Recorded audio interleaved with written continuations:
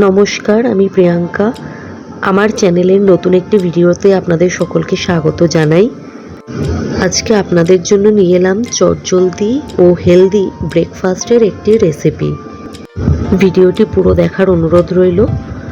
আর ভিডিওটি যদি আপনাদের সকলের ভালো লাগে তাহলে একটি লাইক, কমেন্ট ও শেয়ার করে পাশে থাকবেন। আর যারা আমার চ্যানেলে নতুন আছেন তারা অনুগ্রহ করে আমার এই চ্যানেলটি সাবস্ক্রাইব করে দেবেন এবং পাশে থাকা বেল আইকনটি প্রেস করে দেবেন, যাতে আমি কোনো ভিডিও দিলে আপনারা সাথে সাথে সেই নোটিফিকেশনটি পান এবং আমার ভিডিওটি দেখতে পারেন। আজকে আমি বানাবো নিরামিষ চিড়ার পোলাও। এই রেসিপিটি সবার কাছে খুব পরিচিত। চলুন এবার রান্নাটা শুরু করা যাক।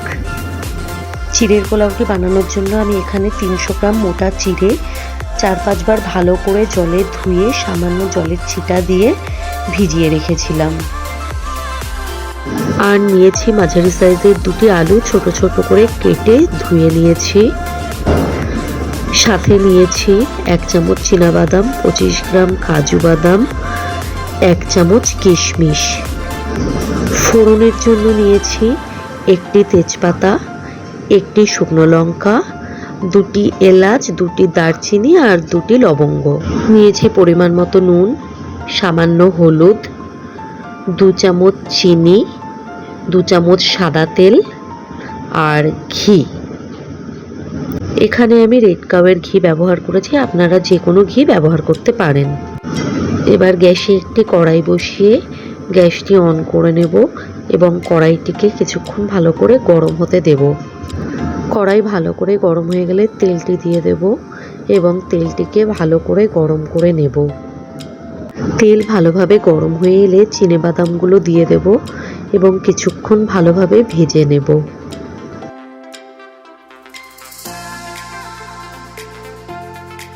বাদামগুলো কিছুক্ষণ ভেজে নেওয়ার পর এর মধ্যে দিয়ে দেব কাজু বাদাম আর দিয়ে দেব কিশমিশ। কাজু বাদাম ও কিশমিশ দিয়ে বাদামি হয়ে আসা পর্যন্ত ভালোভাবে ভেজে নেব।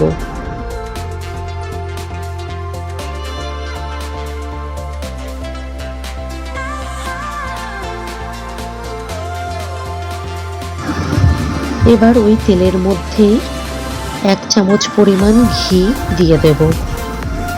ঘিটা ভালোভাবে মেল্ট হয়ে গেলে এর মধ্যে তেজপাতা, শুকনো লঙ্কা আর গোটা গরম মশলাটা ফোড়ন দিয়ে দেব। ফোড়নটা 10 থেকে 15 সেকেন্ড মতো ভালো করে তেলে নাড়াচাড়া করে নেব। এরপর এর মধ্যে কেটে রাখা আলুগুলো দিয়ে দেব।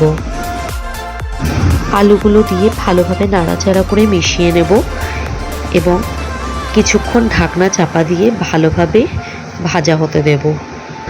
2 মিনিট পর ঢাকনা খুলে এর মধ্যে নুন আর হলুদ দিয়ে ভালোভাবে নেড়েছেড়ে মিশিয়ে নেব।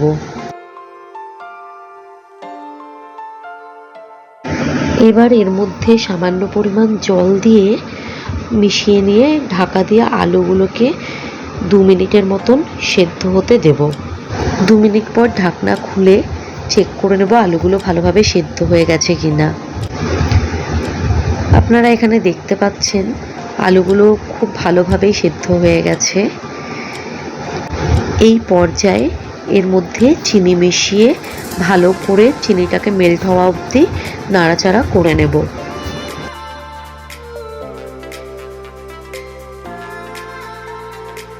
চিনি ভালো করে মেল্ট হয়ে গেলে এর মধ্যে ভিজিয়ে রাখা চিড়েগুলো দিয়ে দেব এবং আলুর সাথে ভালোভাবে মিশিয়ে নেব।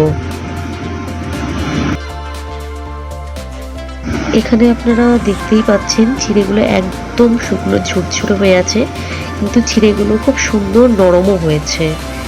তাই এরকমভাবেই আপনারা চিড়েগুলোকে ধুয়ে সামান্য জল ছিটা দিয়ে ভিজিয়ে রাখবেন, তাহলে দেখবেন আপনাদেরও চিড়ের পোলাও একদম ঝুরঝুরে তৈরি হবে। আর হ্যাঁ, অবশ্যই চিড়ের পোলাওয়ের জন্য চেষ্টা করবেন মোটা চিড়েটা ব্যবহার করার, কারণ পাতলা চিড়েটা যদি আপনারা ব্যবহার করেন 1 বার কি 2 বার ধুলেই সেটা একদম নরম হয়ে যায়। আলুর সাথে চিড়ে ভালোভাবে মেশানো হয়ে গেলে ঢাকনা দিয়ে 5 মিনিটের জন্য লো আঁচে রেখে দেব।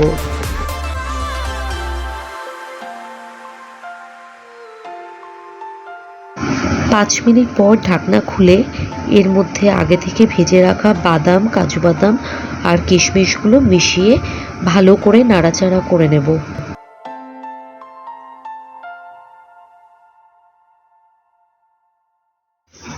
এবার উপর থেকে আরও 1 চামচ মতন ঘি ছড়িয়ে ভালোভাবে মিশিয়ে নেব এবং 2 মিনিটের জন্য ঢাকা চাপা দিয়ে রেখে দেব।